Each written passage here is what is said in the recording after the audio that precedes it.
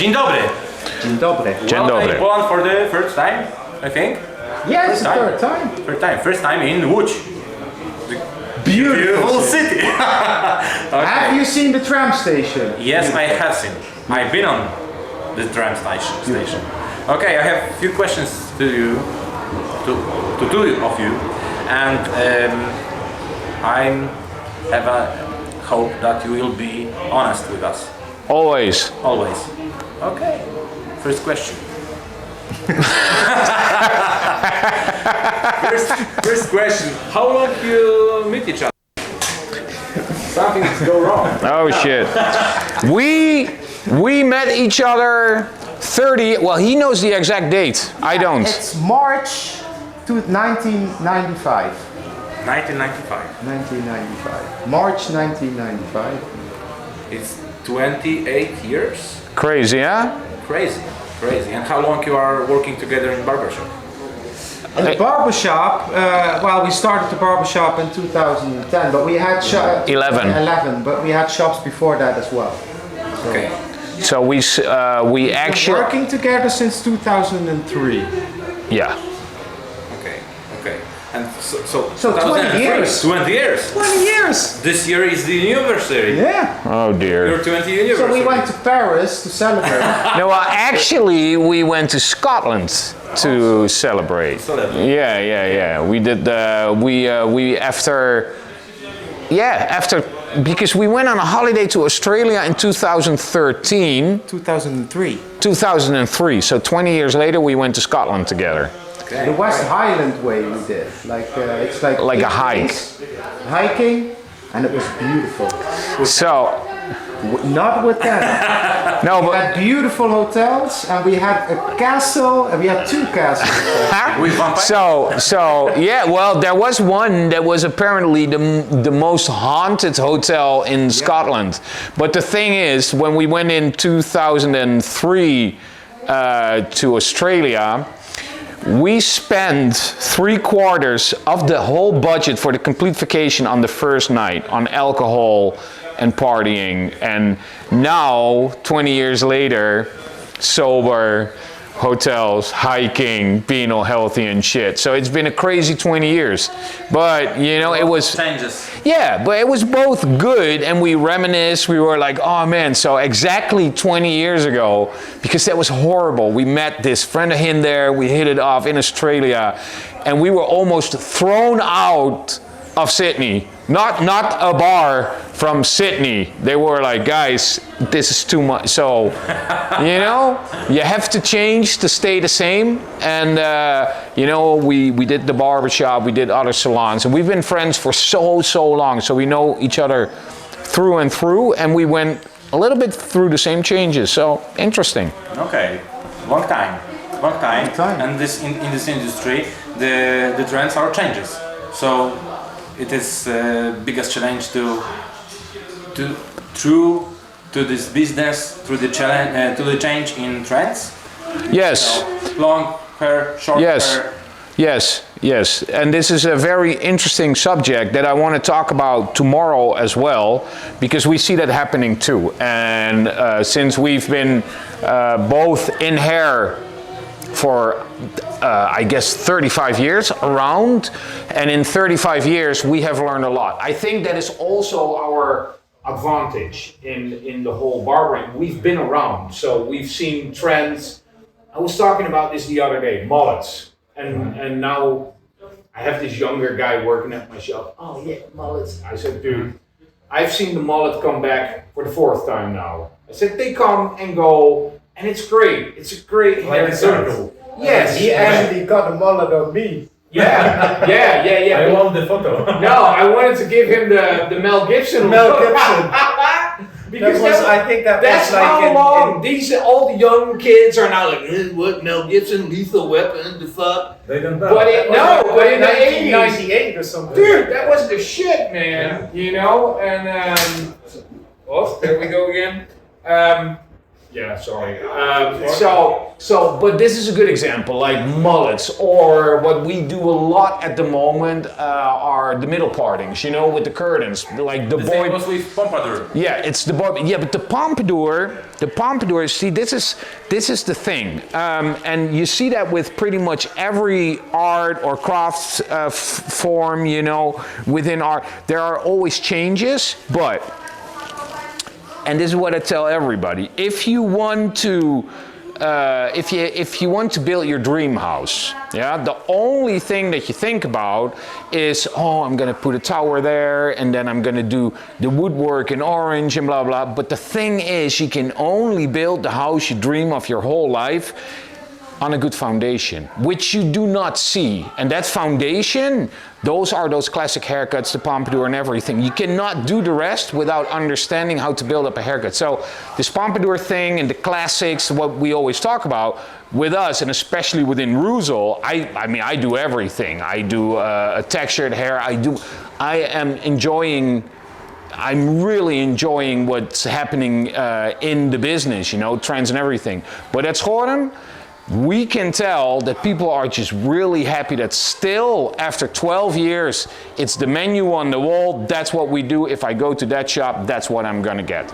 So, for example, in the tattoo business, right now you see a lot of soft collars, beautiful artwork, but ask any tattoo artist in the world and you know what they'll say? Bold will hold. So that is your foundation. Thick lines and everything. I think that within barbering and hairdressing, there will always be fashion going around, but you have to, it's all based on haircuts that are easy to wear. Basic is the same. Yes, basic is the same. Plus, if you go out now, I think that with, okay, now I'm gonna sound really old, but that's okay, because I am actually turning 49 tomorrow. No, not tomorrow, Sunday. Not on the day of the show. That would have been great. I would have gotten so many free non-alcoholic beers. But a couple of years ago, it would have been even better. But no, the thing is, and I am going to sound a little old, when we got into hairdressing business, the ultimate goal with your creative work, so, you know, because you got like your daily wear haircuts, which is pretty much what we do at Schorem, you know, so like your standard flat tops, slick back, fades, blah, blah, blah, blah. And then you got your classic stuff, so that is like the mullets and everything. But back in the days, there was no internet.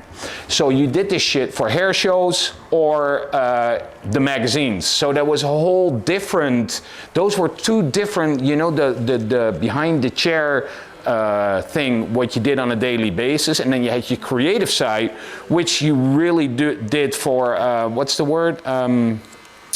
Editorial stuff, right? So you would be hired. Yeah, you would be hired by a magazine, or for example, a fashion designer, and you would do the hair for a show. But because of the Instagram and because of the internet, everybody can show their work, you know. So a lot has changed. But what we see is that within the shop, when I work with the team, with our team, and they want to do photo shoots and everything, because nowadays we got a studio, which is great because I take the guys out of the shop and let them do their creative work there. But in the shop itself, the money makers, which pay the rent, is still those classic haircuts that are as easy to manage as possible. So what we see is still that 90% of our clientele, the guys, they kind of just want to take a little bit of Ruzel products, whatever it is, do this, and be able to leave the house. Because if you take a look at like the black dress that Coco Chanel invented, it's still here. It's still classic. Every year it's coming back, so it's never. And it works in every situation. Yeah. So you can have like the most extravagant haircut, but you got to be a very extravagant person too, and be it all day, right? And this is something. I mean, if you get the tattoos, you're fully tattooed in it. You know, you kind of grow in it, but you are that personality all day long. And that is, I think that is the same with a haircut. You don't get a haircut just to go out in the weekend. Yeah, so you got your pret-à-porter, which is, you know, your basic stuff, and then you got your catwalk hair. Okay. And how do you think the hairstyle says a lot about the person? You see someone with some haircut, and it's told something about him. Or not? Absolutely. But I think that is what a great haircut has always done. And if you take it a little bit further, when you look at, for example, your subculture, so you got like a mohawk is punk rock, long hair, you know, it's like that went with the 70s, and then so you definitely tell a story with your haircut. But I think nowadays it's more interesting than ever. When my daughter brought her boyfriend to my house for the first time, and they were playing music that night together, you know, and they had playlists. When I was younger, you had like your subcultures. You were either a skater, or you were a punker, or you were a rocker, or you were this, or you were that. But these kids nowadays, man, they go from hip hop to hardcore. They know everything, and you see the same with the hair, man. You can literally ask these kids, like, oh yeah, man, a little bit of this, a little bit of that. So you still tell a story, and you definitely see trends, but it's also a little fluid at the moment. And personally, I really like that. You know, back in the days, a pompadour was rock and roll. But now, no. You see girls with pompadours. You see like super high dressed up guys with your pompadours. And I think that's great. Okay, you trigger me saying that this is 20th anniversary of your work with each other. So I have a question. If now you will meet your I run. younger little Bertuska and little Leen, and what you want to tell him? They have 10 years old. You meet yourself. Well, I wouldn't change anything. I would tell, no, if I would meet my own self with everything I know now, I would probably tell him, like, dude, you're gonna have an amazing time and everything will be just fine. Yeah, I think that would be a great, because, you know, people see the success of what we did, and we definitely had success with a lot of things, but there were also moments that it didn't look so bright. The future didn't look so bright, and I think that shaped us too. Yeah. But there were moments that we maybe thought like, so that's what. If we try 100 things and one of those succeeds, it's fine. But a lot of people try one thing, it fails, and they're like, you see, I can't do this. Perseverance. But we've always had, I wouldn't tell that to myself, because I know that I had that. Well, yeah, I think So don't change, it's going to be okay. Don't change anything. No. Live your life. Yeah. Okay. Yeah. I think it's great. Yeah, because, you know, you gotta have high peaks, but you're gonna only appreciate the high peaks if you've been down there, you know? I think it's really important that you live a life with you know, with your heights and your depths. So you really learn to appreciate both, and you be warned when you're sliding down the hill again, you know? Otherwise, you're not gonna be able to build a great business when everything is kind of flat, you know? You learn from it. We fucked up many a times, but that's also a thing with the internet. There is this meme that I really like, and it's an apple in front of the mirror, and somebody took a bite out of the back, but you always show the shiny part of the apple. You know what I mean? Oh wow! Yeah, I really like that one. It's your stage. Yeah, and I think everybody, you know, it's a bit of a cliche, but it's true. You show your successes, but with Schorem, man, we cry too, you know. And a lot of people don't know this, but the first 4 months, man, we thought we were going. Nobody came in. Everybody left. These two guys in their white jackets, and we got a lot of, oh, who do they think they are? yeah, well, we think we got a cool thing going on here. Come on in, and that was hard. You know, all our money was in there and everything. But what he's saying, the perseverance.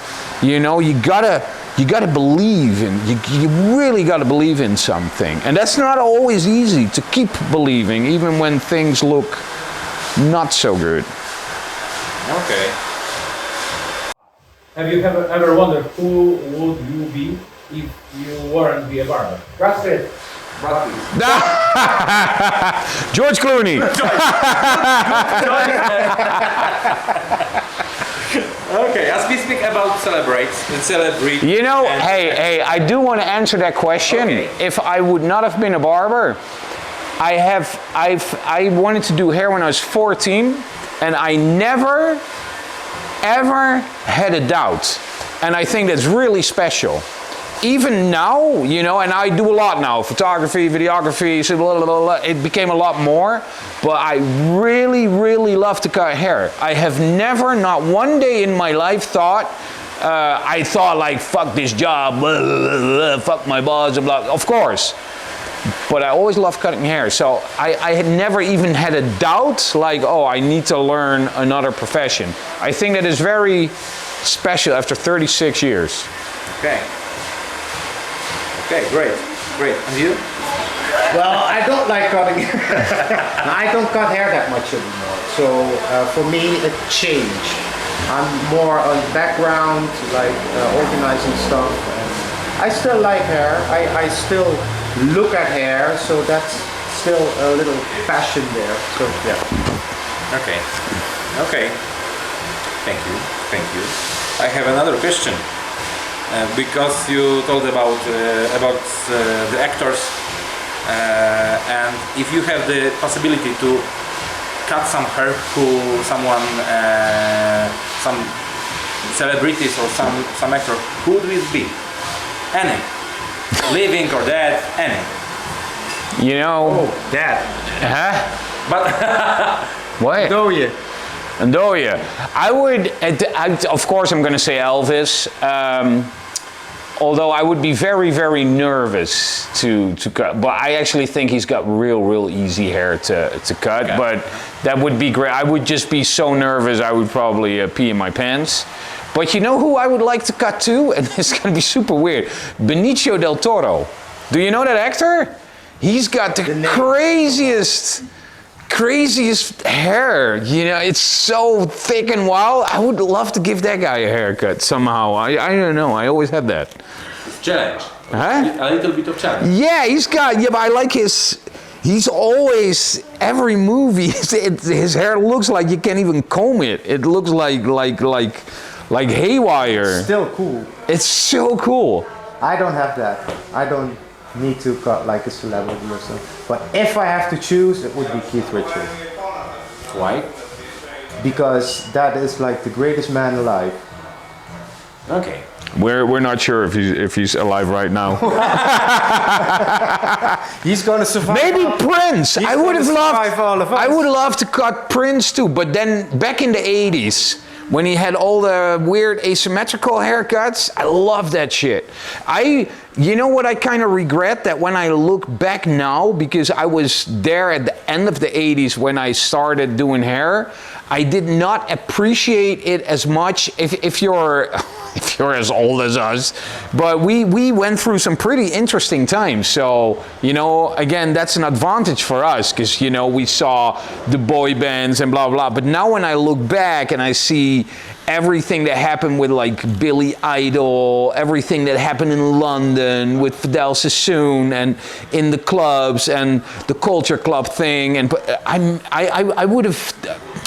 Grace Jones, you know, I mean, I went to the first movie, the James Bond movie with Grace Jones, and I was just a little bit too young. I was intimidated, like, oh, what's going on here, you know? But now when I look back, I was like, fuck, I was there. Man, I did not always see how cool stuff was, because it was normal. It was on TV. We saw the launch of MTV, you know, so it opened the world, but I did not appreciate it as much. David Bowie, for me, Bowie, he was on the radio interview every day, but now when you look back, you realize how iconic those days were. But I was just a little bit too young, you know, I was like 10 or 11, so for me, this guy singing with the makeup and the orange hair, you know, I didn't appreciate it as much as I do now, but there were a lot of icons, man. The hair back in that must have been maybe the best time to do hair. People were nuts. Any advice for a younger barber? He starts his career right now. Man, it's a little bit of a cliche, but open up. Open up, and you gotta realize that you can learn something from everybody in the world knows something that you don't know yet. So never let your youth or thinking you're already there. Open up, listen, even when you think like, there might still something be there that you're gonna use 10 years later. That is advice that I would give myself.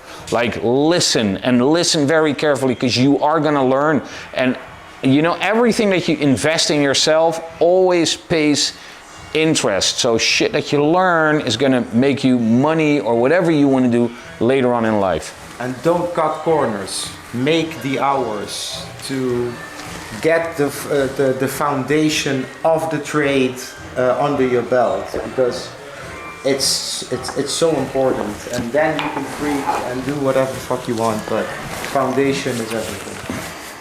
Okay. Everyone has a super surprising story. With a memorable client or some experience or something in the life. What is your story and what is your story? It's our story, because I think one of the things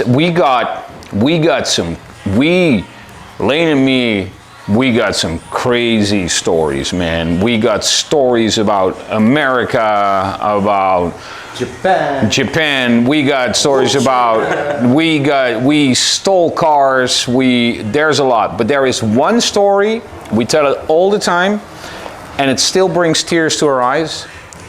When we opened Schorem, there was a guy that called us, and because we didn't do appointments, but he wanted to bring his son, because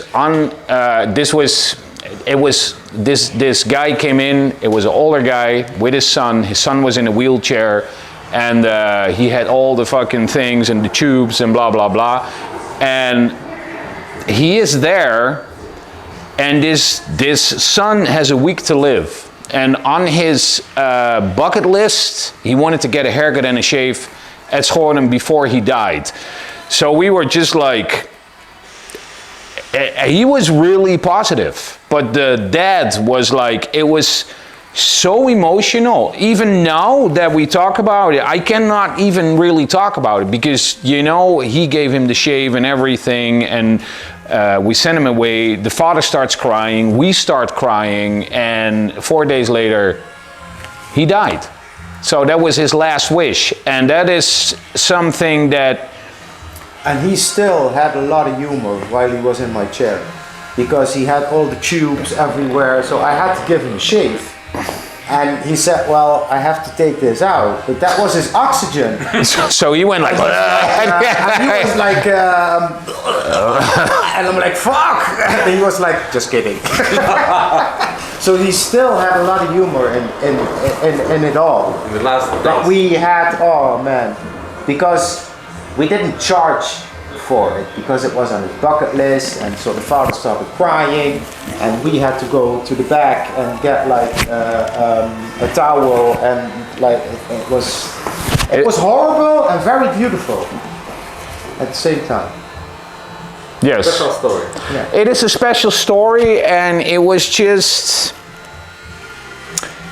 There is a lot more to it. It's like, it was because it was in our shop, and we were not even open that long, but he saw it on the internet, and then because we get to travel, and then we get people coming up to us, oh my God, you changed my life, I chose this job because of you, and you're always a little humble, like, Oh yeah, okay, thanks. And we got letters from jail. We have a guy that's on fucking death row, and he became a barber in jail because of our videos, and we got like super long letter, and that's all very. These stories have a lot of impact because you are just robbing Leen, but then you realize that you actually touched lives. But this gentleman touched our lives, you know what I mean? Because it was physically there, and he told us this is one of my. I want to experience this before I die, and we were just like. But it was really important to him, and then we. Maybe for the very first time actually realize how important that place is. Not we, but that place. That barbershop, that place. And I think that kind of changed our lives, that we really felt it. You know what I mean? Yes. Okay, we talk about this guy from jail. Yes. He wrote to you that you changed my life and everything. Have you ever been on the other side, that someone, as you look at, or told you something, changed your life or mindset or something like that? You have that? Yes, Trevor Sorby did. Trevor Sorby was the right hand of Fidel Sassoon, and when I was about 20 years old, I had the opportunity, because Fidel Sassoon is my absolute god. I never had the chance to meet him, but I got on the road with Trevor Sorby. We did a tour. I was opening for him, and I was in the bus with him, my idol. And they say never meet your idols. Well, I don't know about that. He was amazing, and he did one great thing, and he did one horrible thing to me. The horribe thing was that he was so good at what he did and so driven. He and his assistant would be in the bus all day and then do hair in the night, even in the hotel rooms. They brought mannequins. They were trying, and I realized I'm never going to be this good, you know. And he had a stage presence. It was mind-blowing. So that kind of got me a little depressed, that I was like, because I definitely had like that ego in me, like I want to be this guy. And I saw him and I was like, oh my God, I'm never going to be able to bring up that amount of energy and that amount of perseverance and everything, because I just wanted to live fast and party hard, you know. So next to all the hair things. But he told me another thing, and that I never forgot about that. I do not per se care a lot about the money part of the business. Thank God I got Leen, who takes care of shit. But he told me, do what you love and the money will come. And that kind of went in and out. But the older I get, the more that I think about it, because that is literally what my life's been about. I have always done what I loved, and in the end the money came. But for me, the money is also a metaphor for rest, for, you know, being happy with what I got. It was so much more than that. But if you stay if you love what you do on a daily basis, because that's what I see with clients or whatever. Now that I'm getting older, I see things a little bit more clear. Being happy with what you do on a daily basis might just be the biggest life lesson that I ever got. I didn't realize then. I was too young to understand that shit. I was like, yeah, whatever, you old, because he was already. But now that I'm getting older, I'm like, fuck, you were so right. So without knowing it, that changed my life. Okay. I can't top that. I changed his life. There are a lot of people. When I walked in, I changed his life. Okay. If you want to tell us your story about who. Well, there are like a lot of them, and but it's mostly family, but also it happens like every year still that I meet somebody that tells me something, but I couldn't bring it up. Like it's usually in the content of stay true to That yourself. wasn't one story. Stay true to yourself. That's always like the message, and I think that that's a really important one. Yeah, and sometimes because that's what I am actually honest. He did actually change my life, and you know we we talk a lot. And sometimes he says something, and I hope I do the same thing. That just resonates. It's not like on the moment, but then I'm like after it, and then it resonates, and it sits there and it stays there, and then sometimes it needs some time to Marinate. and that you realize that something you read or something somebody said did actually change your life. You know, you do not always realize when you're on a crossroad.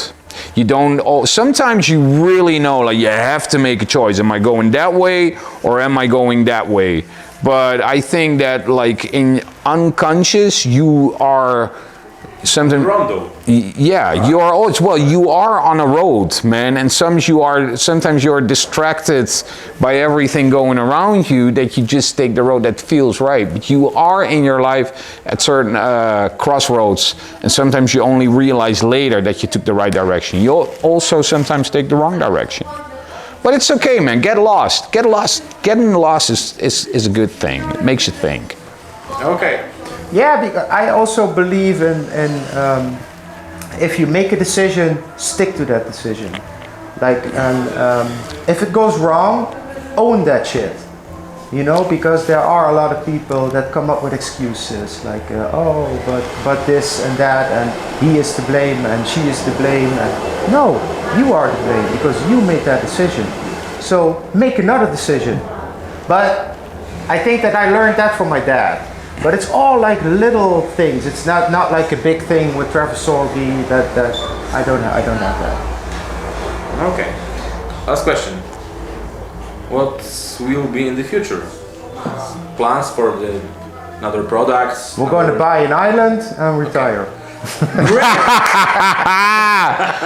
I did not know this, but I fully agree.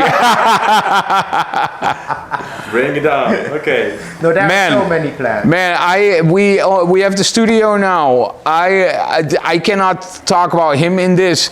I'm more busy than ever with all the, because you know, social media, for example, man, it's like buying a cute little crocodile, and you're like, oh, you take it home.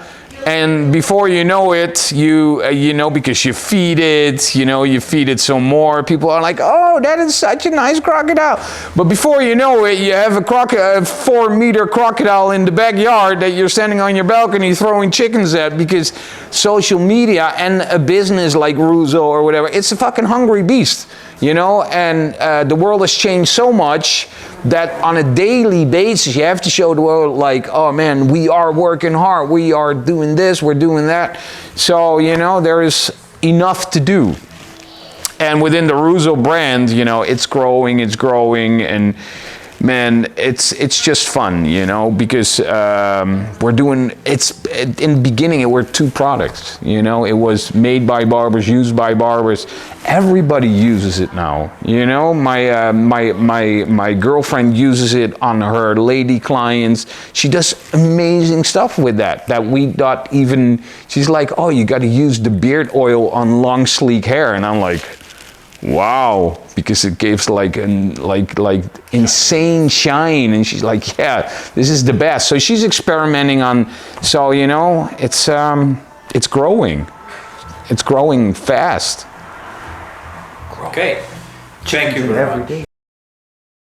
Do widzenia.